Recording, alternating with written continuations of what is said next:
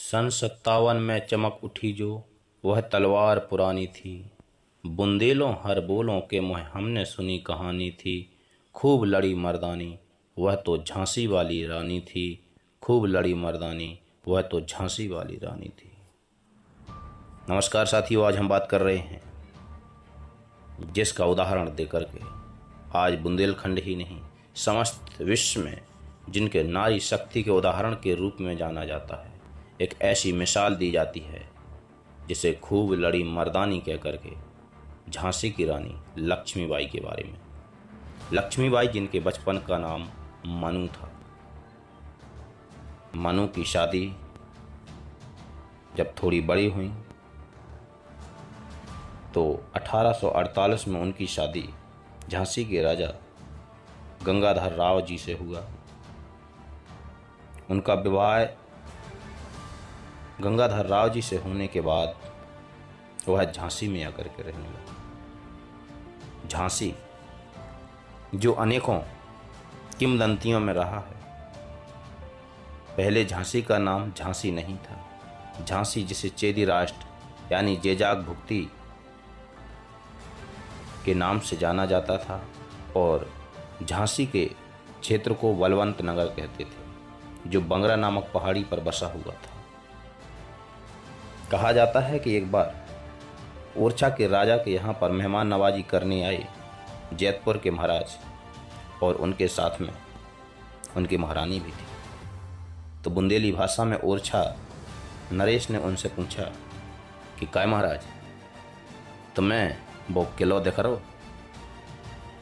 तो राजा और रानी हंसते हुए कहने लगे, नहीं, हमें वो किलो नहीं देख रहे हो, लेकिन एक झांसी देख रहे हो। झांसी, बस यही झांसी शब्द बाद में अभ्रंश होकर के झांसी में बदल गया और बलवंत नगर से झांसी हो गई। कहा जाता है इसी किले का निर्माण ओरछा नरेश वीर सिंह जूदेव ने 1613 में लगभग 15 एकड़ में करवाया था। साथियों, झांसी की रानी एक ऐसी वीरांगना थी जिन्होंने मरते दम तक भी अपने घुटने नहीं टेके और नारी के लिए एक बहुत बड़ी मिसाल बन गई। आज हम संपूर्ण किले का भ्रमण करते हुए भवानी तोप के बारे में देखेंगे। एक मशीन गन भी थी, वह भी आपको दिखाते हुए शिव जी, गणेश जी और भैरव जी का मंदिर दिखाएंगे। तब तक के लिए आप सबसे अनुरोध है, अगर चैनल सब्सक्राइब ना किया हो तो चैनल सब्सक्राइब कर लीजिए। और हम आपको घुमाते हैं झांसी का किला, रानी लक्ष्मीबाई के फौलादी और दृढ़ हौसलों का किला, झांसी का किला। बुंदेलखंड में प्रचलित एक कहावत भी है, झांसी गले की फांसी, दतिया गले का हार, ललितपुर ना छोड़िए जब तक मिले उधार। साथियों, झांसी के अंदर किले में प्रवेश करने के लिए हमें टिकट लगता है। टिकट खिड़की से टिकट लेने के बाद जब हम अंदर की ओर जाते हैं तो यहाँ पर देखिए, ये सब कुछ जो भी बना हुआ है एक समय का, वह प्राचीन स्ट्रक्चर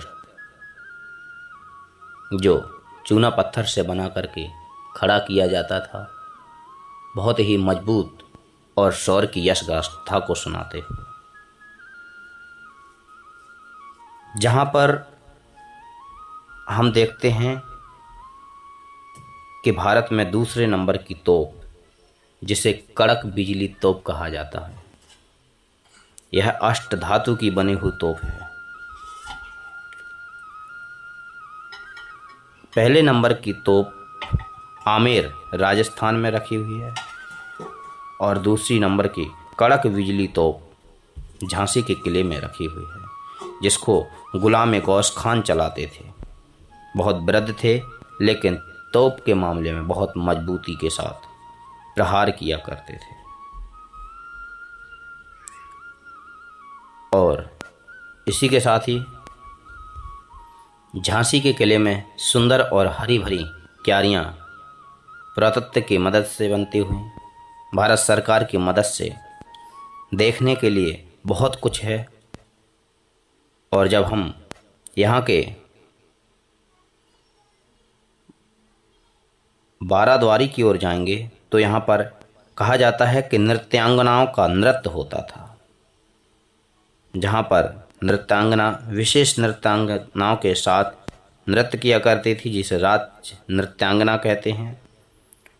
और वहीं पर घूमते हुए हम एक स्थान पर आते हैं जहाँ पर गणेश जी का मंदिर था, जो मराठा और राजपूत शैली में बना हुआ है। यहाँ पर झांसी की रानी लक्ष्मीबाई शाह यहाँ पर आती थीं और पूजा करके यहाँ से प्रतिदिन जाती थीं। शिव मंदिर भी बना हुआ है और भैरव मंदिर भी।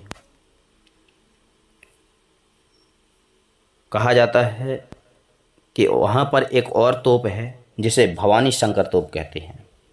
भवानी तोप, जिनको झांसी की रानी लक्ष्मीबाई की खास सहेली और बहुत ही जुझारू वीरांगना मोतीबाई, जो 4 जून 1848 को शहीद हुई थीं, वह इस तोप को चलाती थीं।